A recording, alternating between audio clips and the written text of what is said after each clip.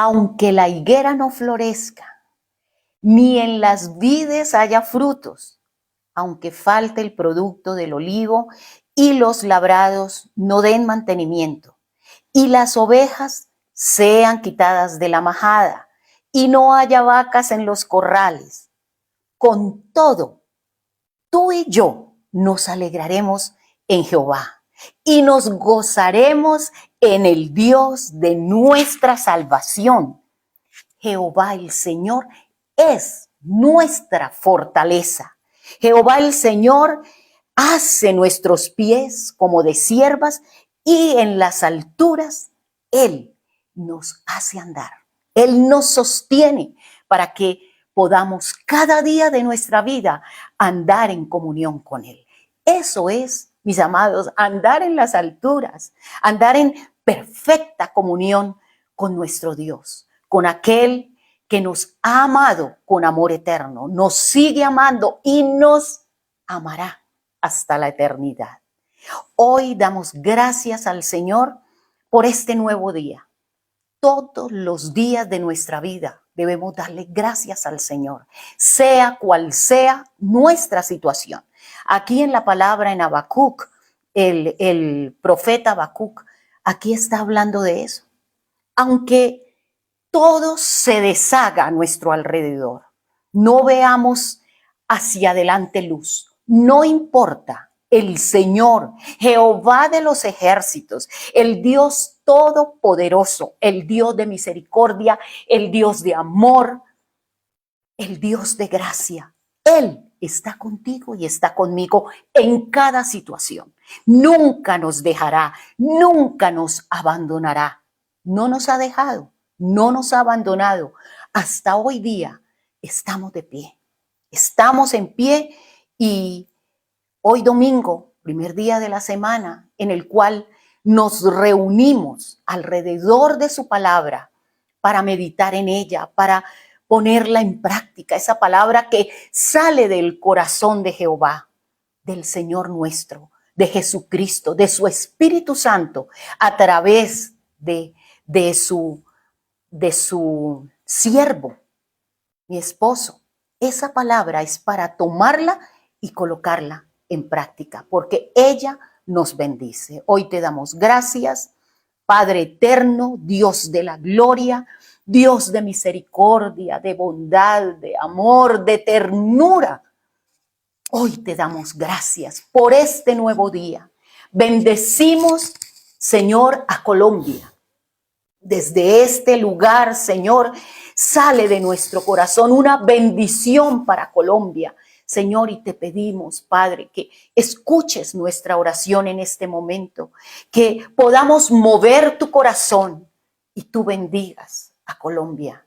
Es nuestra patria amada, nos duele, Señor, pero sabemos, Señor, que así se caiga todo a nuestro alrededor, todo con nuestros ojos físicos podamos ver que se derrumba, que se acaba. Señor, tú estás por nosotros y tú estás con nosotros. Como poderoso gigante vas delante nuestro, abriendo camino para tu pueblo amado, para tu manada pequeña. Señor, que somos tu pueblo que adoptaste. Señor, somos tus hijos. Padre, nosotros confiamos solamente en ti, Señor. Y nosotros hoy, por la fe en Jesucristo, nuestro Señor amado, declaramos que en ti somos más que vencedores. Porque la palabra, tu palabra lo dice, serán más que vencedores en mi Hijo.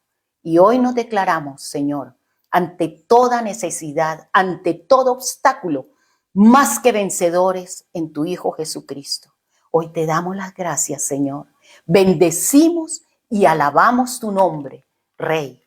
Vamos a darte gloria, Señor, y a obedecer la palabra que viene para cada uno de nosotros. Con tu amor, Señor, a nuestro corazón. Gracias, Dios. Amén y amén. Que tengan hoy un precioso y maravilloso día en la paz del Señor. Gloria a Dios, gloria a Dios, gloria a Dios. Gloria a Dios. Qué bien, qué bueno volvernos a encontrar. Para nosotros es un motivo de gozo, un motivo de alegría compartir con ustedes el domingo en la mañana en una meditación de la palabra del Señor. Estamos todos reunidos en casa, alrededor de esta imagen, pero estamos todos reunidos alrededor del Espíritu Santo. El Espíritu Santo de Dios nos ayuda, coloca en mi boca sus palabras para que yo las comunique a todos y cada uno de ustedes y nos da el gozo, la paz, la tranquilidad de saber que su Espíritu está en todos y cada uno de nosotros. Bueno, le damos gracias a Dios, a nuestro amado Señor Dios y Padre, porque a mi esposa y a mí nos permitió unos días de descanso, nos dimos unos días maravillosos, descansamos, dormimos mucho. Es algo que no lo entendemos, Pero bueno, el Señor nos dio un descanso bonito, pudimos ver a amigos preciosos y apreciados allí en la ciudad de Santa Marta. Más que todo en la ciudad de Santa Marta, no, en el Rodadero y en Bello Horizonte, un lugar hermosísimo. Mis amados, en nuestro país tenemos cosas increíblemente hermosas que podemos disfrutar. No necesitamos irnos para ningún lugar lejano de nuestro país. Aquí tenemos absolutamente de todo. Bueno, vamos a la palabra del Señor en este día. Al final hablamos y les comentamos algunas otras cosas de nuestro viaje. Vamos a hablar hoy un tema que yo he titulado Conforme al corazón de Dios. Y es un mensaje, básicamente, va dirigido sobre todo a los padres de familia. Porque somos responsables, óiganme bien, varones de Dios. Somos responsables delante de Dios de la crianza de nuestros hijos. Aquí no es que mi mujer, es que mi esposa. No, nosotros somos los directamente responsables delante del Señor por nuestra familia. Yo les digo algo y créanme que así va a ser. El día que estemos delante del Señor, y el Señor nos llame a juicio, Él nos va a preguntar, bueno, ¿y tu esposa dónde está? Es a ti, varón, al que Dios va a tomar cuenta, no es a ella, es a ti, porque nos puso como cabeza y nos dio la responsabilidad de llevar adelante nuestro matrimonio y la crianza y la educación de nuestros hijos.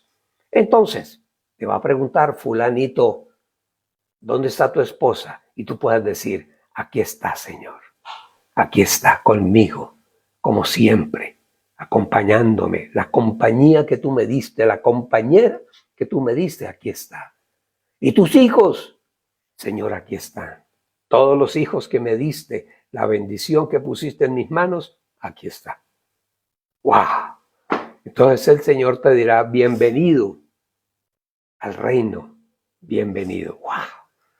Eso es así, mis amados, para que nosotros como varones, como hombres, sepamos que tenemos una gran responsabilidad. Entonces, si vamos a hablar de que nosotros los creyentes debemos ser conforme al corazón de Dios, digamos que somos padres o papás conforme al corazón de Dios.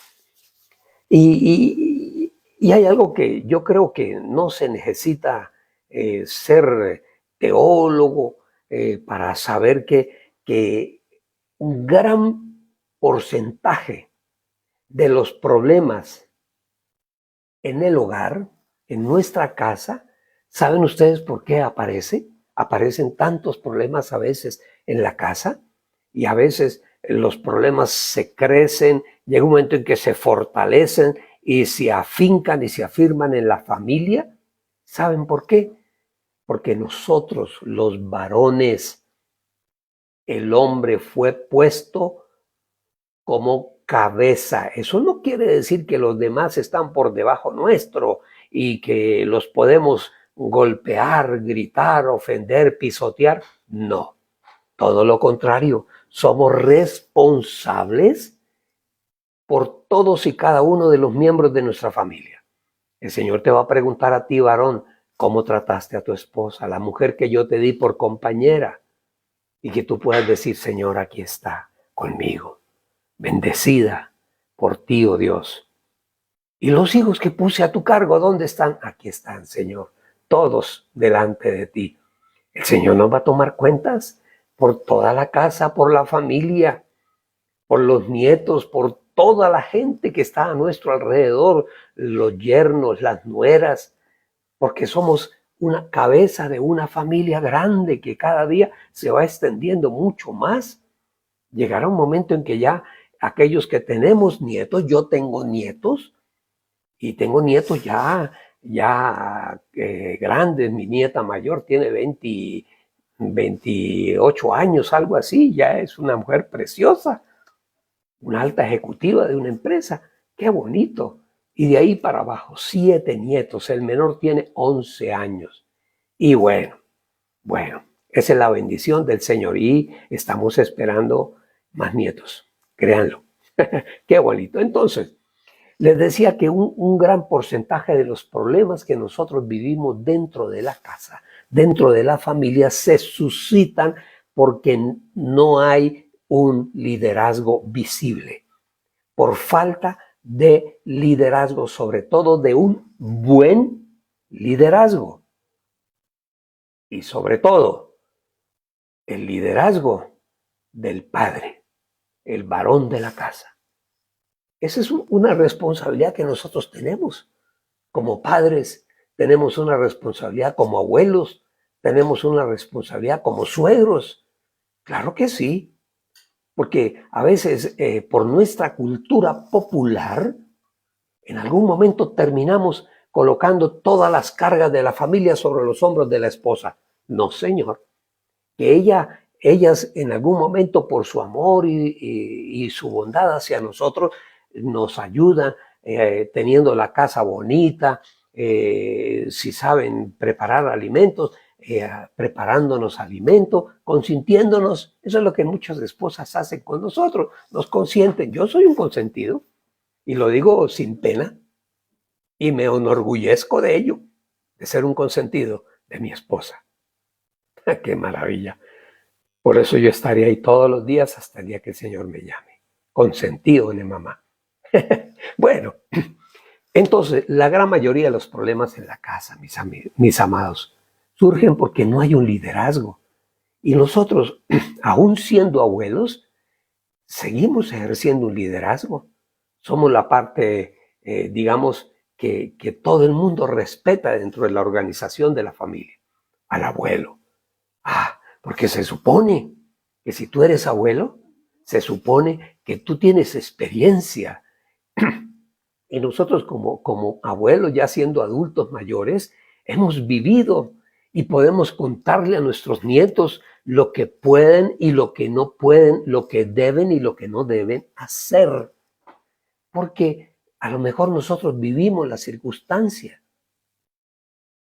y lo que hacemos es advertirles, no lo hagan. Porque yo una vez traté de hacer eso y me salió mal y me metí en un problema. No lo hagan. Nuestras experiencias, aún nuestras experiencias malas, sirven para encauzar la vida de los que están bajo nuestro cuidado, los hijos y también los nietos. También los nietos, porque hay abuelos que malcrían a los nietos. No, como abuelos debemos ser como esos libros de sabiduría, como la palabra, así, que se abre el libro del abuelo y el abuelo nos cuenta y nos dice cómo hacer las cosas, porque ya hemos vivido nosotros los abuelos. Nosotros sabemos qué es lo que la vida tiene, qué es lo que la vida trae. Si yo hago esto, ¿qué pasa? ¿Cuál va a ser el resultado? Eso lo sabemos, eso es la experiencia de vida que nosotros como abuelos tenemos. Entonces, les decía que la gran mayoría de los problemas que surgen en una familia surgen por falta de un buen liderazgo. Y ese liderazgo, sobre todo el liderazgo del padre, la falta de liderazgo del padre trae problemas en la familia. Por una razón muy sencilla, por algo que se conoce como el machismo. Pero el machismo no es lo que la gente cree. A veces por machismo se toman decisiones que no son adecuadas. Hay hombres que le dicen a la mujer, usted críe los hijos, yo salgo a trabajar, a ganarme el pan con el sudor de la frente, pero usted hágase cargo de educar a los hijos. No, señor. Ese es un error.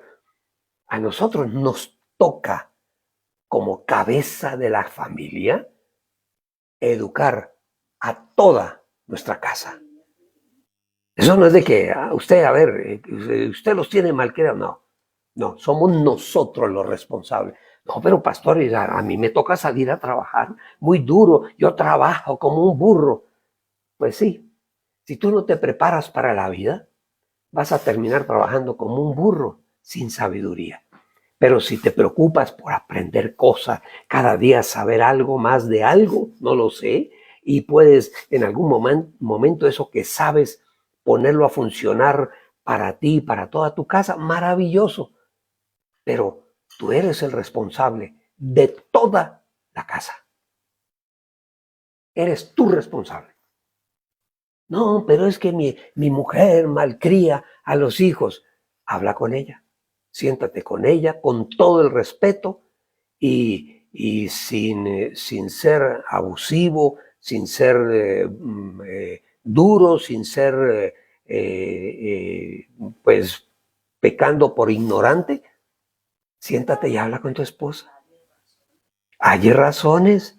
A ver qué pasa, dónde estamos descuidando a ese hijo que se está portando mal, está dando mal testimonio. Esa es la familia, porque nosotros, mire, el Señor es precioso. Nosotros somos la cabeza de la casa. La cabeza es el hombre, el varón, no es la esposa. Eres tú, varón, soy yo, como hombres. La mujer está colocada a nuestro lado. ¿Sabe cómo está colocada la mujer? ¿Saben ustedes? A nuestro lado, ¿saben cómo? Como ayuda. Y viene otra palabrita, idónea. Las mujeres tienen, por su propia naturaleza materna, ellas tienen un concepto del guardar, del cuidar, diferente a nosotros. Diferente. Pero bueno, entonces, si el que tiene el liderazgo es el padre. El padre es el que tiene en algún momento, cuando estemos en la presencia del Señor, rendirle cuentas a Él. Somos nosotros. Nos llaman a nosotros primero. Claro que sí. Entonces, hombre, varón de Dios. Aquí la pregunta sería, pero ¿por qué? ¿Pero por qué? ¿Por qué nos toca a nosotros los hombres? ¿Por qué? ¿Por qué? Y algunos renuncian a ser cabeza en una familia. Y cuando algunos hombres renuncian a ser cabeza de familia, le toca a la esposa asumir ese papel. Y hombres que renuncian simplemente porque no quiso. No, yo no. Usted vea la que le da órdenes a los muchachos. Por favor, por favor. Entonces, no quiso. O otra razón, no supo cómo ser cabeza, porque a lo mejor viene de una familia disfuncional y todo eso se replica de generación en generación. Si eso ocurrió, supongamos que tus papás, varón de Dios que me estás escuchando, tus padres, o sea, los abuelos de tus hijos, que fueron díscolos, que no hicieron las cosas debidamente, que el abuelo era un hombre de pronto mujeriego, un tramposo, pues tratar de que esas cosas que se sucedieron en la familia no afecten a tus hijos, sino, no, que los hijos te imiten a ti, que tú seas el ejemplo para ellos. Esa es una responsabilidad muy grande, muy grande. Entonces, aún mire, es más, aún por falta de amor, se puede descomponer una familia, un matrimonio. Por eso todos los días tenemos que buscar temas que nos acerquen cada día más. Digo yo, porque así yo tengo ese concepto, yo tengo para mí ese concepto. Mi esposa, para mí, es mi cómplice de cosas que hacemos y nadie más sabe, nadie, ni los hijos, y los dos sabemos y tenemos secretos. Ella es mi cómplice. Entonces, yo voy con mi cómplice a todas partes. Ella me acompaña, ella me ayuda, ella me guía, ella me aconseja, en fin. Es algo maravilloso. Es algo maravilloso tener a la esposa como si fuera mi cómplice en la vida, de cosas buenas y maravillosas. Porque a veces muchos hombres abandonan a su esposa por dedicarse a los hijos. A los hijos les tenemos que dedicar tiempo, claro que sí, pero lo más importante de que el sentarnos algún día en la mesa del comedor, hablar de la vida con nuestros hijos, más importante es que tú les des ejemplo. Ejemplo de todo. Dale ejemplo a tu hijo varón, dale ejemplo de lo que es un esposo, siendo un esposo bueno, un esposo respetuoso, amoroso, cariñoso, dulce con su esposa. Entonces el hijo aprende. Pero si tú eres un gritón, un violento, tu hijo va a aprender igual. Un abusador. Tu hijo se va a casar y en algún momento va a pretender abusar, violentar a su esposa. Y a lo mejor la esposa viene de un hogar donde todo es armónico, donde todo está organizado, ¿sabe? Y va a sentir que este hombre me atropella. Cuidado. Podemos cambiar. El Señor nos cambia permanentemente. En el Señor hoy no somos iguales que ayer. Todos los días el Señor pone algo diferente en nuestras vidas. Entonces, nosotros como padres necesitamos estar conscientes de que somos los líderes, las cabezas. Eso tiene que estar aquí en la mitad de nuestro cerebro. Y ese saber que somos los líderes de la familia, de los hijos, el varón es el líder, es cabeza de su esposa, la esposa es ayuda. Y el Señor le dio una connotación especial. Dice que la palabra que la esposa es ayuda idónea. ¡Wow! Eso solo lo hace el Señor, nadie más. Ellas son para nosotros ayuda. Entonces, nosotros como padres debemos ser los líderes de la casa, que la familia nos quiera seguir, que cuando nosotros hablamos, no con autoritarismo, sino con autoridad, sugerimos, damos normas, orden en la casa. Entonces, cuando hablamos, nos oyen. Pero si tú eres un gritón, eres un violento, empiezas a hablar y los hijos empiezan, como dicen coloquialmente, se empiezan a escurrir uno por uno y no quieren oír a hablar al papá, porque eso es como es que dicen, un cantaleta. La cantaleta ahí, el raca, todo. No necesariamente. Tú enseñas más del comportamiento con tu ejemplo, con tu propia vida. Entonces, eso se llama ser líder en la crianza de nuestros hijos, en la guianza del matrimonio. Nosotros como hombres somos los que damos la pauta. Tenemos consejera personal que le pregunta. No es que nos vamos a ir de paseo, de viaje, y yo quiero ir a la Antártida. porque es que allá hay osos polares y la Antártida, eso es muy frío. Pregúntele a tu esposa. Si van a ir los dos, pregúntale dónde quieres ir. Eso no es donde solamente tú quieras. Tú sí sabías eso. No se tiene que hacer todo lo que tú digas, porque si en algún momento somos insensatos, vamos a tener muchos problemas. Entonces, nosotros, nuestra casa, nuestra familia, todo es como si fuera una empresa, ¿saben ustedes? Donde tú, varón, eres el gerente de la empresa. El presidente de la empresa es el Señor, de la empresa familiar es el Señor. Tú eres el gerente. El Señor te nombró a ti gerente. Entonces tú guías a tu empresa, a los tuyos están bajo tu responsabilidad. Eso necesitará teología o filosofía o no sé, para entenderlo. No, no. Somos los responsables, el varón, tu esposo, eres responsable delante de Dios por tu familia. Por todos, desde la esposa hasta el hijo más pequeño y aún hasta de los nietos también, porque formamos parte de la educación también de nuestros nietos. El Señor nos tomará cuentas de eso, por la alianza de nuestra familia en el matrimonio, igual como en una empresa, exactamente igual.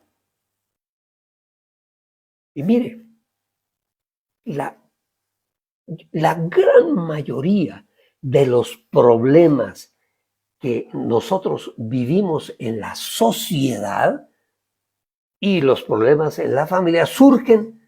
¿Saben por qué surgen? Porque no hay un liderazgo. No hay un liderazgo de los padres, del papá sobre todo, no hay un liderazgo. Y a veces le toca a las mujeres asumir el liderazgo, el protagonismo. Yo recuerdo que algo que a mí me llenó de asombro, en algún momento que hubo aquí en la capital, en Bogotá, revueltas en el gobierno anterior, unas revueltas terribles y salían y rompían, destruían. Una mamá, porque no tenía papá un jovencito como de unos 14, 15 años. Se sumó a los violentos y le pareció algo sensacional ir y con un palo destruir todos los avisos que habían en un paradero público, en un paradero de bus público, y destruyó y rompió y las cámaras de los periodistas lo tomaron y lo pasaron en el noticiero. Cuando la mamá, viendo el noticiero, vio a su hijo rompiendo ese paradero, rompiendo los avisos y las luces y todo. Era una mujer sola, no tenía esposo. Le tocó asumir el papel de padre. ¿Y sabe qué hizo esa mujer? Una mujer valiente. Eso diría yo, una mujer con las faldas bien puestas.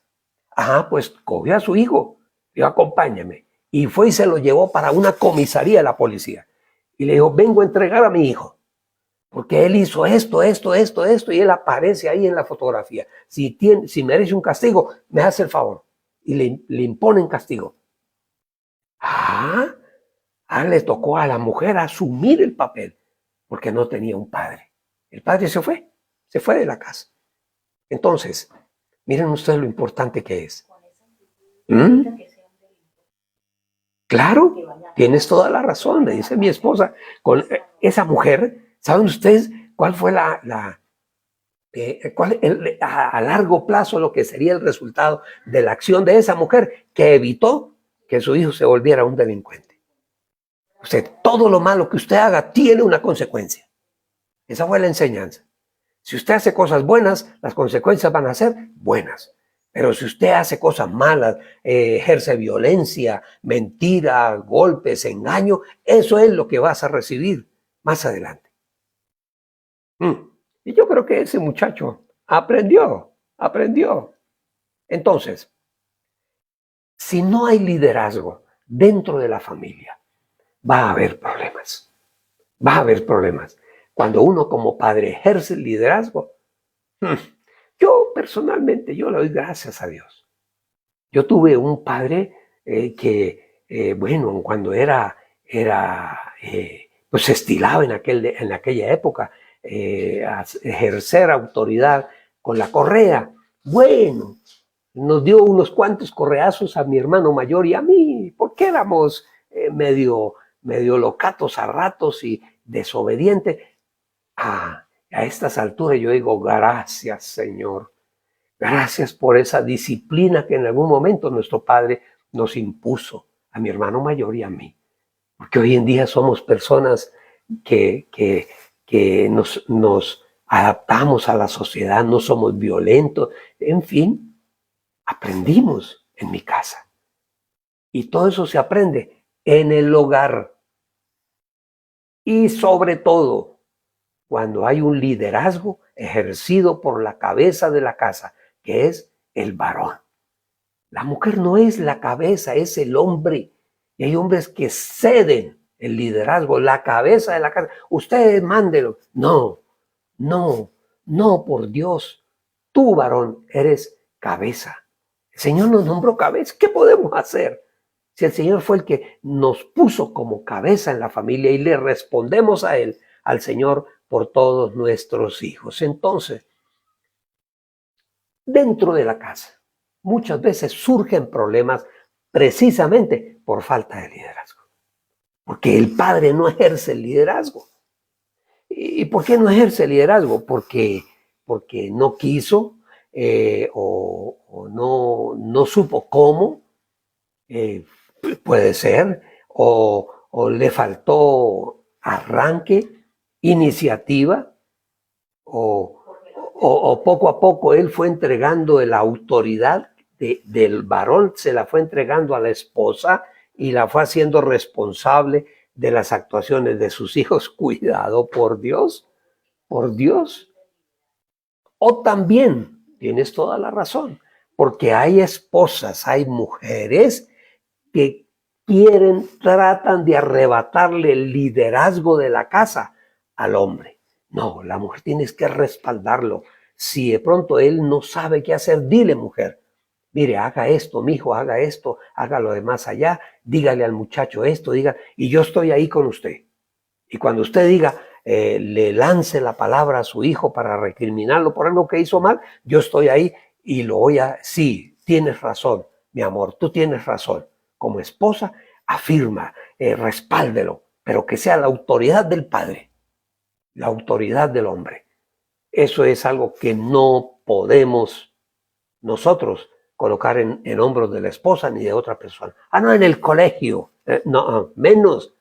El colegio es un asunto de tipo académico, de aprendizaje de materias, de ciencias, pero generalmente no es para educación, la educación moral y espiritual de nuestros hijos. Entonces, recordemos y no olvidemos algo que es muy importante en nuestra vida como cristianos creyentes. Así al mundo no le guste, nosotros no le gustamos al mundo. Y bueno, lo importante es que le gustemos al Señor, a nuestro Padre. Al mundo no le gustamos. Entonces, nosotros debemos recordar y nunca olvidar. En Dios hay un orden. Dios es la cabeza de Cristo.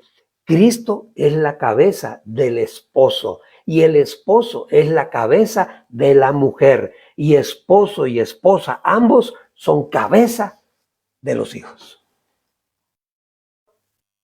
Ese es el mapa que nosotros debemos seguir. Esa es la ruta de vida en nuestra casa. Se lo repito para que no se nos olvide. Que debemos recordar siempre que Dios es la cabeza de Cristo. Cristo es la cabeza del esposo. Y el esposo es cabeza de la mujer. Mujer, por favor, no trates de quitarle la responsabilidad, el señorío que debe tener el varón. El hombre es cabeza de la mujer. Y la mujer ayuda, idónea, La mujer es ayuda, que es idónea, claro que sí. Y entre ambos son o somos cabeza de nuestros hijos.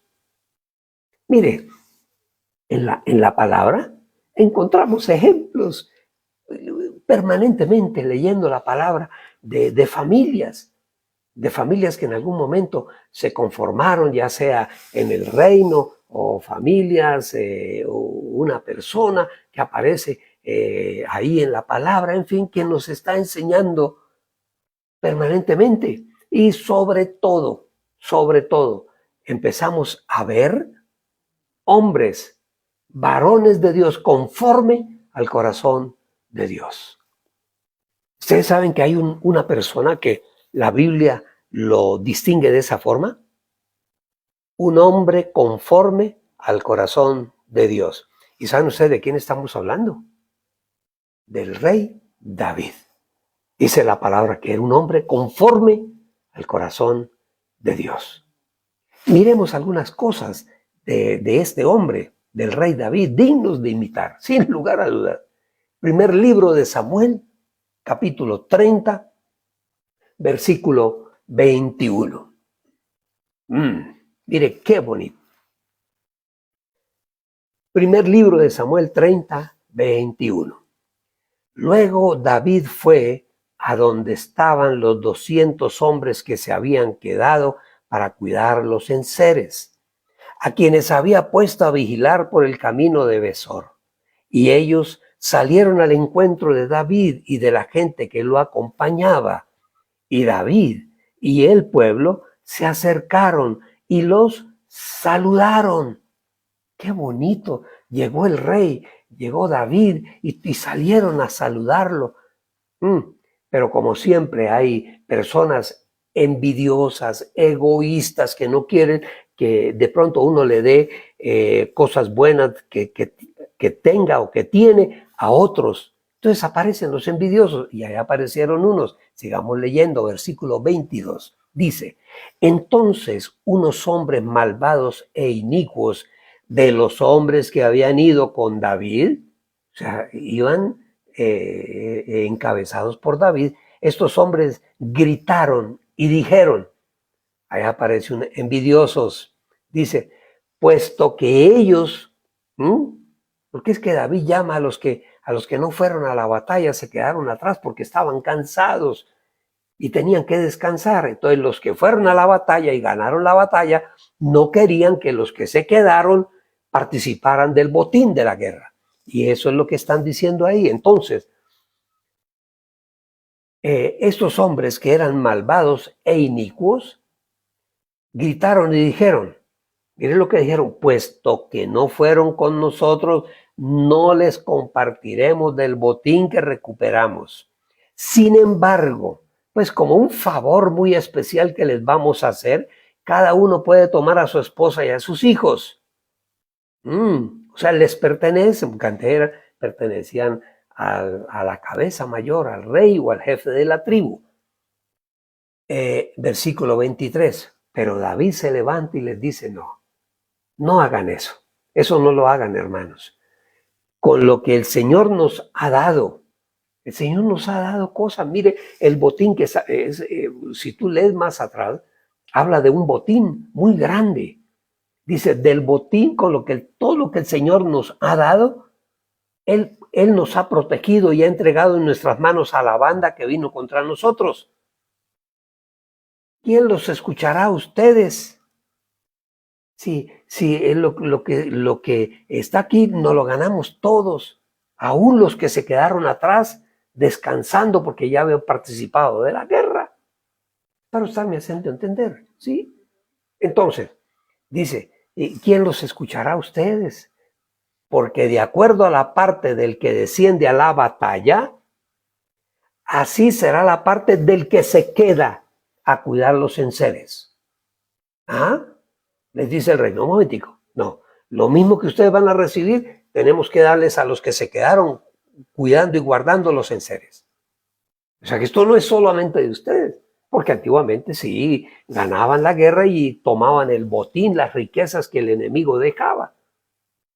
Y este grupo que fue con David a la batalla, quería quedarse con todo. Y no, ya hubo antes unos que hicieron también lo mismo en batalla.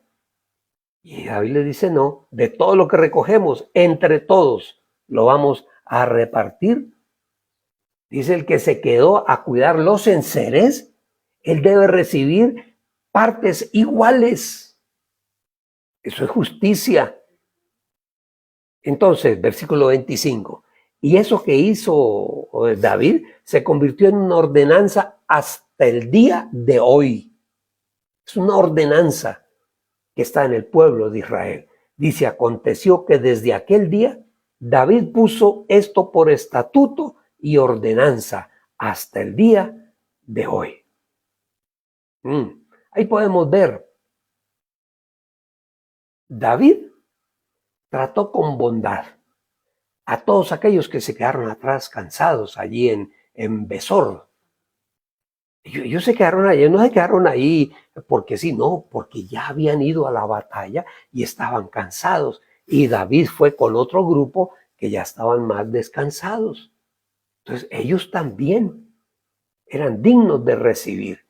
Y David tuvo misericordia de ellos y obligó a los soldados que habían ido a la batalla con él contra los amalecitas a que compartieran el botín que le habían quitado a los enemigos con todos aquellos que habían quedado atrás. Justo, esa es justicia. ¿Y qué hizo David? Dio una lección de generosidad. De generosidad. Los otros eran egoístas que no querían compartir el botín. Y en segundo lugar, David les demostró a todos ellos que debemos tener misericordia, aún en aquellos que no la merecen. Eso fue lo que David le enseñó a todo su ejército. ¿Ustedes se acuerdan bíblicamente de Mefiboset? Mefiboset fue hijo o nieto de Saúl, del rey Saúl. Mefiboset fue hijo de Jonatán. Jonatán fue el amigo cercano de David. Como un hermano llama la palabra. Entonces, ¿qué hizo David? Se propuso encontrar los descendientes de la casa de Saúl. De todas estas historias, nosotros vamos aprendiendo. Entonces, ¿qué hizo David? Dijo, no, aquí tenemos que buscar a algunos descendientes de la casa de Saúl.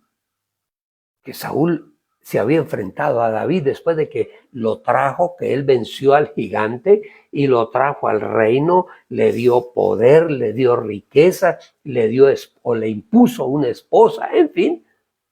En algún momento Saúl empezó a hacer cosas indebidas y chocó contra David, porque David no quería repetir lo que el rey estaba haciendo. Entonces, ¿le tenía envidia? Sí, Saúl le tenía envidia a David, porque a David todo el mundo lo alababa, todo el mundo lo honraba. Había ese dicho, era como un canto popular, ¿cierto? Saúl mató a 1000 y David a sus 10,000. Ese era como un estribillo. Y todo el mundo lo gritaba. Saúl mató a 1000, David mató a 10,000. O sea, el rey Saúl sintió celos de David y se enfrentó y empezó a perseguir a David. No, pero David era amigo de Jonatán. Jonatán, un hijo de Saúl, porque Jonatán en muchos momentos le ayudó. Y Jonatán, como el rey Saúl y toda su casa, el rey fue David, entonces toda la casa de Saúl empezó a desaparecer. Y David empezó a buscarlos, a buscar descendientes de Saúl, porque él tuvo un amigo que se llamó Jonatán, y Jonatán tuvo un hijo que se llamó Mefiboset, que tenía una característica muy especial, y vamos a ver. Vamos otra vez ahí al segundo libro de Samuel, capítulo 9, versículo 3. Y el rey les dijo a todos aquellos: ¿no ha quedado nadie de la casa de Saúl a quien haga yo misericordia de Dios? Le está preguntando David, era el rey, ya era el rey. Y Siba respondió al rey: aún ha quedado un hijo de Jonatán. Jonatán era el hijo de Saúl. Y quedó un hijo de Jonatán, o sea, un nieto de Saúl. Dice, quedó un hijo de Jonatán, pero él es lisiado de los pies. O sea, tenía un problema, de pronto tenía sus piecitos torciditos y caminaba con dificultad. Esos eran desechados, porque se consideran como castigos de la vida o de Dios.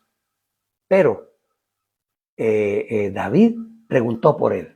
Bueno, ¿y él dónde está? Y Siba respondió al rey: he aquí, está en casa de Maquir, hijo de Amiel, en Lodebar. Entonces el rey envió y le trajo de la casa de Maquir, hijo de Amiel, de Lodebar. Y vino Mefiboset, hijo de Jonatán, quien fue hijo de David, perdón, de Saúl, Jonatán, y él fue amigo de David. Eran muy amigos los dos, se amaban como amigos. Y vino Mefiboset, hijo de Jonatán, hijo de Saúl, a David, y se postró sobre su rostro e hizo reverencia. Y dijo David, miren ustedes el corazón de David. Ustedes saben que David tenía un título, o lo que podríamos llamar nosotros un sobrenombre. A David lo conocían como el dulce cantor de Israel. O sea, era un hombre sensible, era un hombre de una sensibilidad. ¿Por qué? Porque tenía una relación íntima con el Señor. Y cuando le trajeron a Mefiboset, él vino delante de David y se inclinó a Mefiboset. Y él le dice, Mefiboset. Y él responde, he aquí a tu siervo. Y le dijo David, no tengas temor, porque yo a la verdad haré contigo misericordia por amor de Jonatán, tu padre. ¿Ah? Guardaba amor por Jonatán, que fue su amigo David, y fue el padre de Mefiboset. Dice, haré misericordia por amor de Jonatán, tu padre, y te devolveré todas las tierras de Saúl, tu padre, y tú comerás siempre a mi mesa. ¡Wow! ¡Wow! Increíble, increíble. Bendito es David restituyendo lo que a Mefiboset le correspondía. Antiguamente era la costumbre de que todo rey, cuando llegaba allí a su reino, era nombrado rey, le quitaba la tierra a todo aquel que amenazara su reinado, le quitaba la tierra. Y aún a los de su propia familia podía perfectamente quitarles la tierra. Pero con Mefiboset, David, el hijo de David, Mefiboset, que era hijo de Jonatán, David hizo misericordia. E hizo tres cosas importantes que yo quiero que en este día tengamos en cuenta. Porque muchas veces en el trajinar de la vida tenemos compañeros de trabajo, tenemos vecinos, tenemos amigos, tenemos gente conocida, familiares, en fin. Y muchas veces en lugar de tratar siempre de lograr que haya unidad, no, nos enfrentamos por cosas y hacemos más bien, en lugar de amigos, creamos enemigos. Entonces, ¿qué hizo David? ¿Qué hizo David con Mefiboset, el hijo de Jonatán, que fue hijo del rey Saúl y fue un gran amigo de David? Entonces, ¿qué hizo él con Mefiboset? Le devolvió su dignidad como miembro de la familia real. Le devolvió a Mefiboset esa dignidad. ¿Por qué? Porque Mefiboset, a la hora de la verdad verdadera, era un príncipe, pero su padre murió, Jonatán, y toda la dinastía cayó, entró en mendicidad.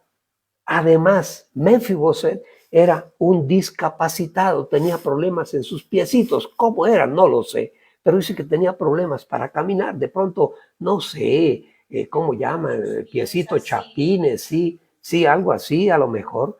Pero David tuvo misericordia de él. ¿Mm?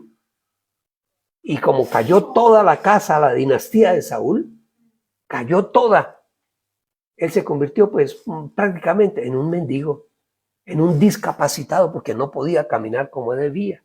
Además, se fue a refugiar a la casa de un señor llamado Maquir, hijo de Amiel, en Lodebar, al este del río Jordán.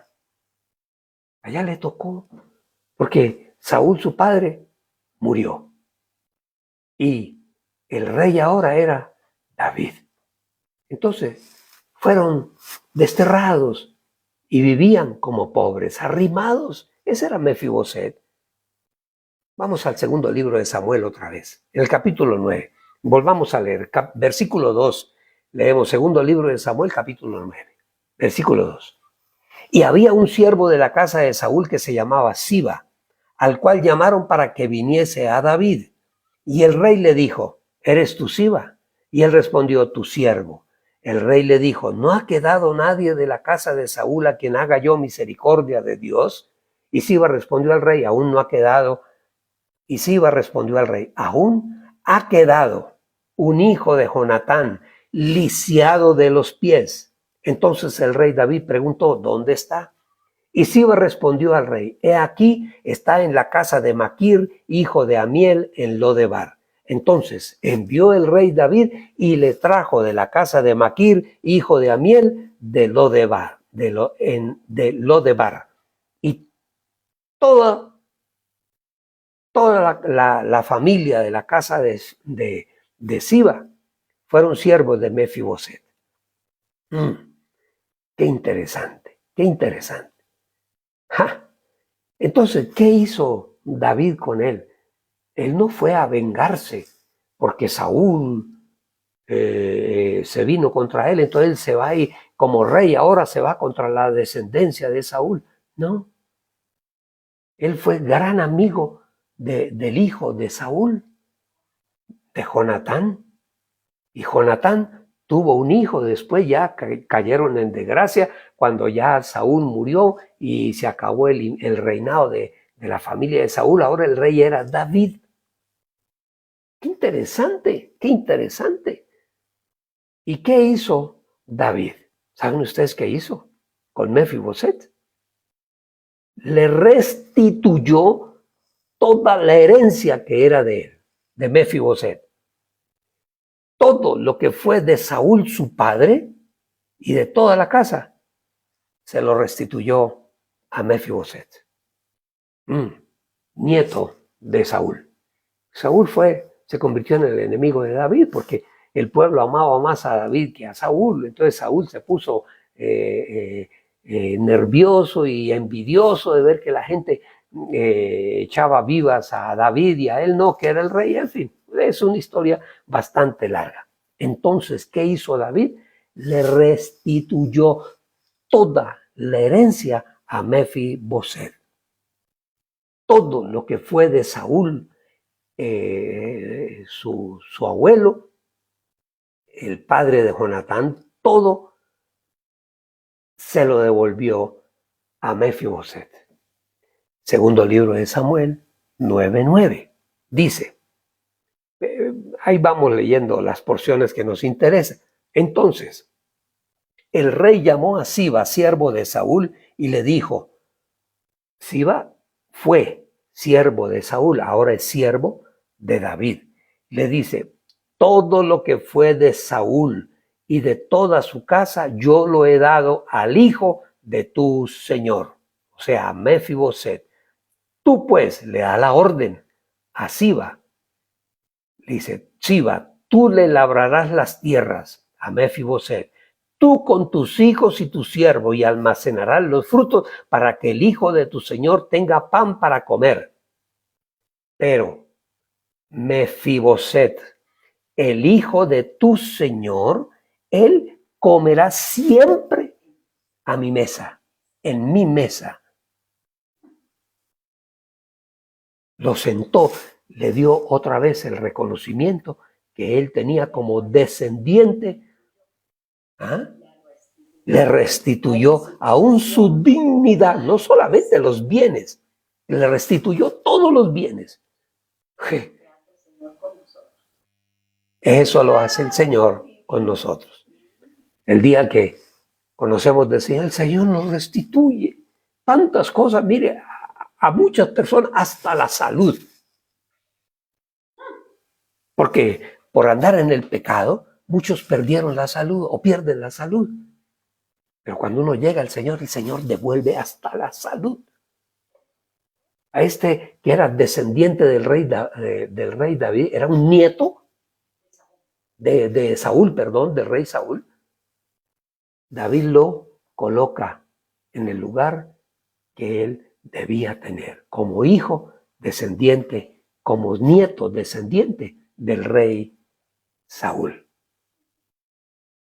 ¿Y sabe qué hizo David también? Dice con Mefiboset, porque él pudo haber dicho, Mefiboset, sí, ese es nieto de Saúl, quítenle todo lo que era eso. No, le devolvió todo y lo restituyó y le dio el nombre y el como dijéramos, el rango, el título, hijo del rey. Aleluya. Eso nos suena algo conocido cuando hablamos de hijos del rey. Nosotros somos hijos del gran rey. Y el Señor un día vino, como David vino a ese lugar, el Señor vino y nos restituyó todo lo que habíamos perdido en el pecado. A muchos el Señor les restituyó la casa, les restituyó la familia, su matrimonio, su empresa, su salud, en fin, tantas cosas. En el Señor siempre hay restitución.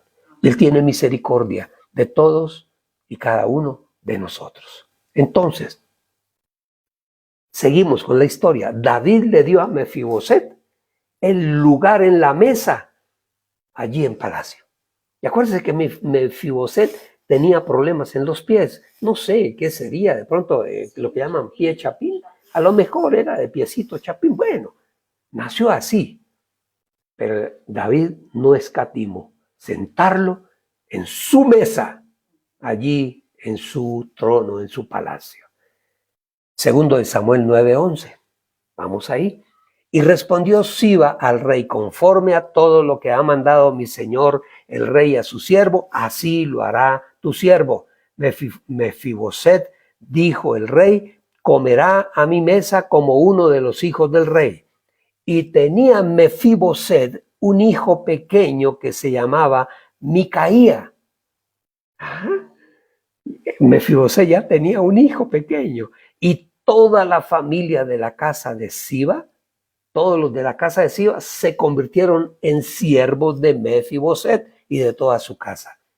Y moraba Mefiboset, ¿en dónde? En Jerusalén, en la casa del rey, y siempre comía a la mesa del rey. Y termina diciendo esta porción, versículo 13 de 2 de Samuel 9, versículo 13, y estaba lisiado de ambos pies. Eso a David no le interesó. David quiso hacer justicia, porque la pelea de David era con Saúl, no con los descendientes. Y él trajo poder a su reino por esa misma razón. Y por esos favores inmerecidos de Mefiboset, David le dio a todo lo que él le dio a Mefiboset, nos muestra que todo lo que el Señor hace en nuestra vida, el Señor quiere que nosotros lo hagamos con todas las personas que se acerquen a nuestra casa, a nuestra familia.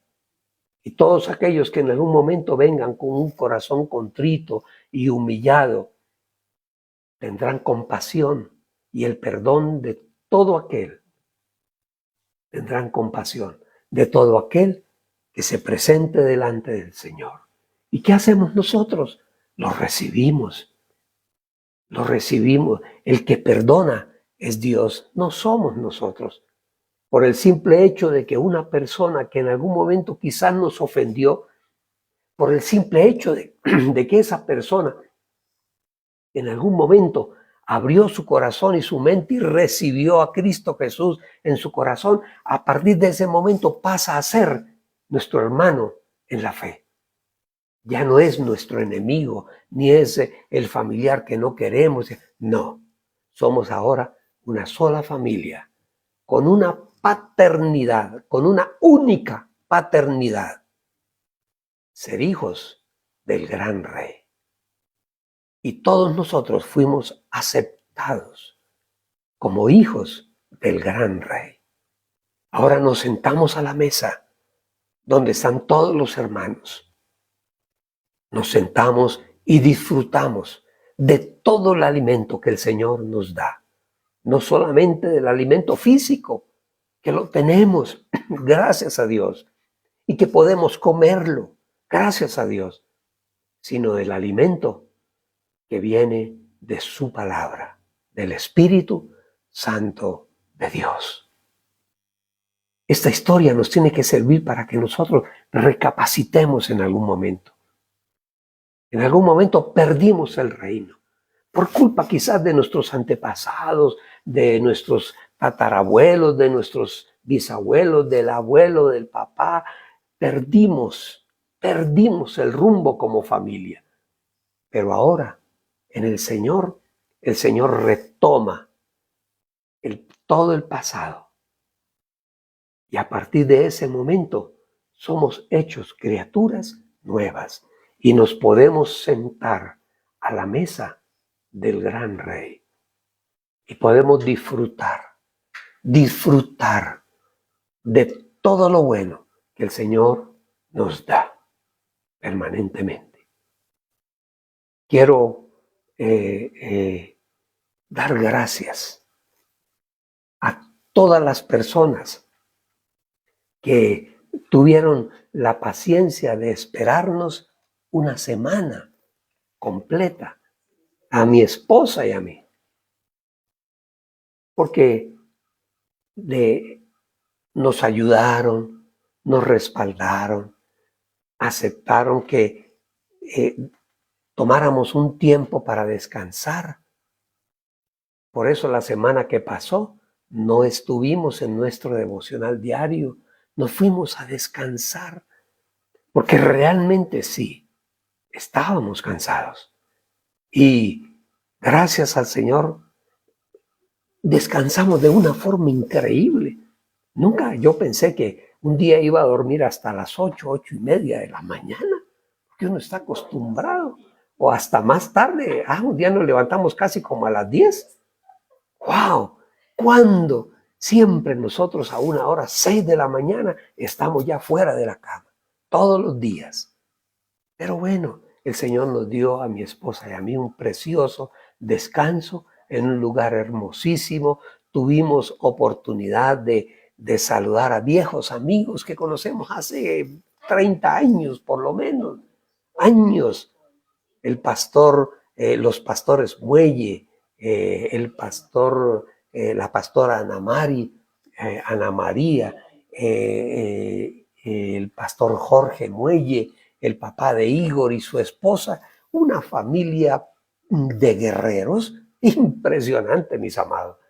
¡Qué templo tan hermoso! Lo conocimos cuando era la mitad, más o menos, era la mitad. Ahora ya es un salón donde se sientan más o menos unas 3,000 personas. ¡Wow! Pero conocemos desde dónde vienen, porque estaban en otro lugar que era como un lote medio feo, era así como destapado, no lo sé, no recuerdo muy bien. ahora es una iglesia hermosísima y va para adelante. Y está en pleno rodadero. ¿Ustedes saben lo que eso significa? ¡Ja! Y la iglesia es como un ejército que camina y va para adelante. Y a la cabeza de la iglesia ahora está el Hijo. El pastor un día lo llamó y delante de toda la iglesia le entregó la dirección de la iglesia, el pastorado general. El viejo sigue ahí, porque uno es pastor hasta el día que se muere. Y él sigue ahí ahora ayudando a su hijo, pero ahora es la fuerza nueva, el hijo, el pastor Igor Muelle y su esposa, preciosa pareja, María Angélica, la esposa. Hermosa pareja, ella es abogado, pero ella trabaja ahí también con él en la iglesia. Es algo extraordinario que a nosotros nos llenó de gozo.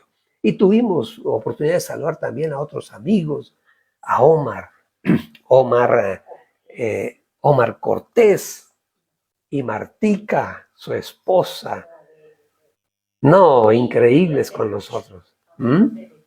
Amigos de hace mucho tiempo y los llevamos en el corazón. Los llevamos en el corazón permanentemente y lloramos por ellos permanentemente.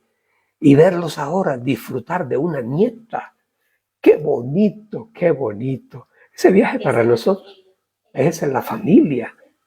Fue un viaje que nos dio grandes satisfacciones a mi esposa y a mí. Porque ver los amigos que conocemos hace muchos años, 30 años, más o menos. Dios mío, eso van como un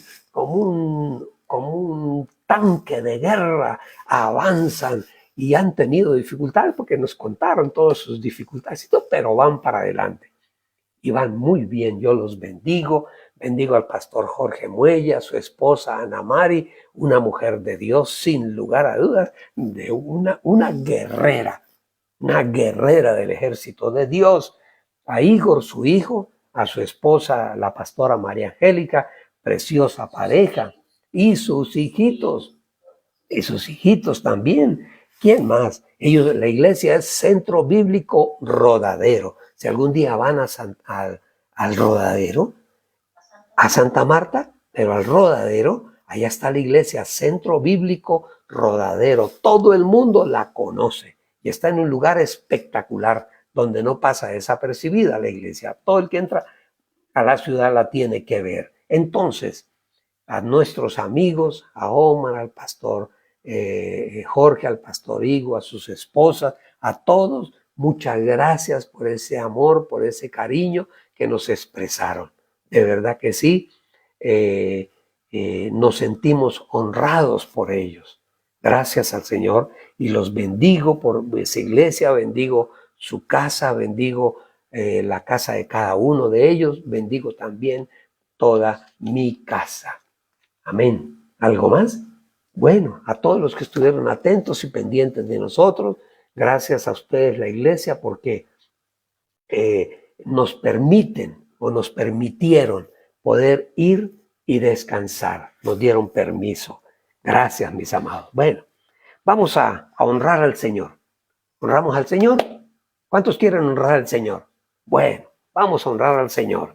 Para eso quiero invitarlos a que abramos nuestra Biblia en la segunda carta de Corintios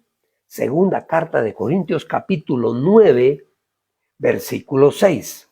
Dice así, está el apóstol Pablo hablándole a los fieles en la ciudad de Corinto.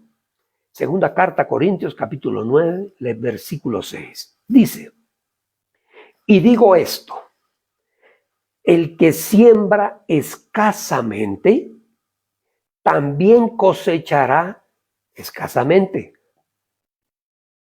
Y el que siembra generosamente, también cosechará generosamente. Si yo siembro en un campo grande, siembro 10 semillas de cualquier árbol, pues van a surgir 10 árboles. Pero si yo siembro 500 semillas o 1000 semillas, voy a tener mucho más fruto. Cuidado, acuérdense que teológicamente, espiritualmente, nuestra ofrenda, nuestros diezmos, nuestras primicias son semillas que nosotros sembramos. Yo lo veo, el Señor me enseñó a mí a ser fiel con las ofrendas y los diezmos. Y en algún momento el Señor lo prueba a uno. En algún momento se te abre una puerta y si tú ganabas 50, el Señor te pone a ganar 100. Pero es para probarte, porque de 50 dabas 5. Pero si te ganas 100, tienes que dar 10, el doble. De pronto alguno dice, uy, no, pero eso es mucha plata. Pero si el que te lo dio fue el Señor.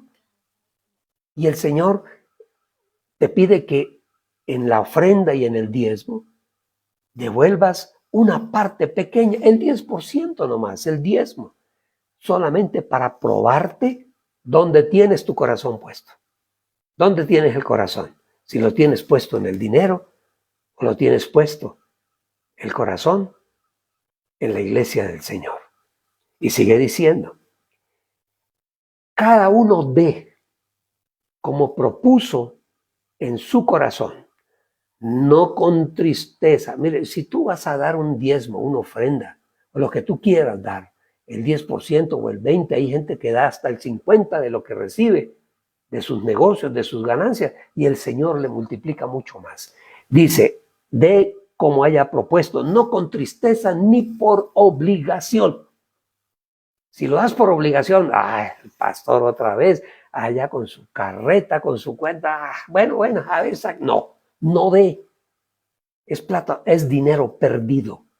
No, nosotros lo que damos en dinero es porque nace de nuestro corazón, de nuestra vida. Yo tengo aquí mi ofrenda, mi diezmo para el Señor. Porque el Señor fue bueno con nosotros, maravilloso. Maravilloso. Nos llevó de vacaciones, estuvimos en un lugar muy bonito, hermoso. Eso es un premio que el Señor nos dio a mi esposa y a mí. Trabajamos para el Señor. Y sigue diciendo, porque toda generosidad que abunde en ustedes llega de las manos de Dios. Él pone en nuestro corazón ser generosos, para que teniendo siempre lo suficiente en todo, es el Dios que nos da la provisión.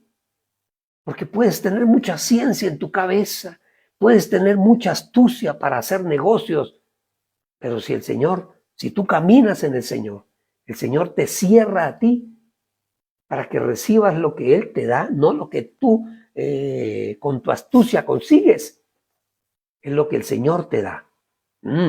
Sigue diciendo, para que teniendo siempre lo suficiente en todo, abunden para toda buena obra. Él repartió, dio a los pobres y su justicia permanece para siempre. Y el que suministra semilla al que siembra y pan para alimento, suministrará. ¿Quién? El Señor. Y multiplicará la semilla de ustedes y hará aumentar el fruto de su justicia. ¿Para qué? Para que todos seamos enriquecidos para toda liberalidad. O sea, lo que el Señor te da, gástalo, úsalo en lo que tú quieras. El Señor nos dice, no, tienes que hacer. No.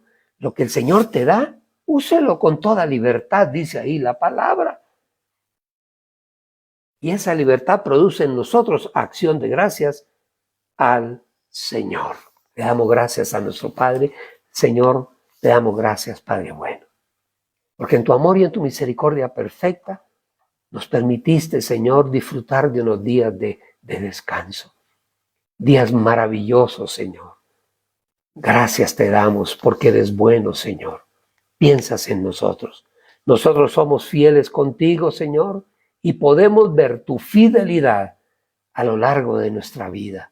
Todos los días en nuestra casa, con nuestros hijos, toda la familia, en el alimento en la mesa, en el trabajo que nunca falta, en el ingreso, en el salario que cada día es mejor.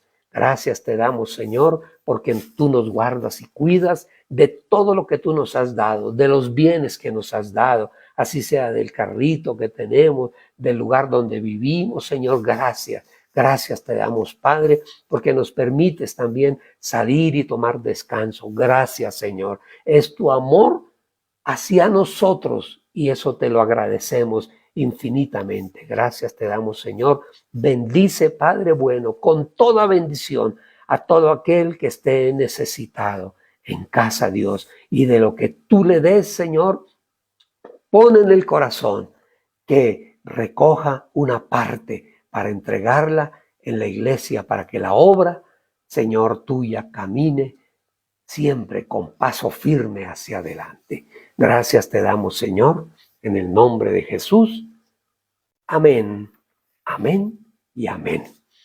Mis amados, el Señor les bendiga grandemente en este día. Disfrute con su esposa, con sus hijos, con su casa, con su familia. Salgan, den una vuelta. Si tienen carros, son bendecidos con un automóvil, con una camioneta, lo que sea. Vaya con la familia. Si no hay para ir a un restaurante, bueno, cocinen en casa y salgan y en un parque por ahí donde hay pasto allí, tiendan una mesa y siéntense alrededor de ello y disfruten todos en familia. La familia es un tesoro que Dios ha puesto en nuestras manos. Mis amados, en esta semana que empieza hoy, yo los bendigo con toda bendición de lo alto. Y lo que tú hagas, lo que tú haces, tu profesión, tu actividad y tu trabajo, se multiplicará el resultado. Tus ingresos al 100, al 1000, al 100,000 por uno. Gracias, Señor, por tu amor y tu misericordia. En el nombre de Jesús. Amén, amén y amén. Nos vemos martes 8 de la mañana en nuestro devocional diario. El Señor les bendiga grande y ricamente.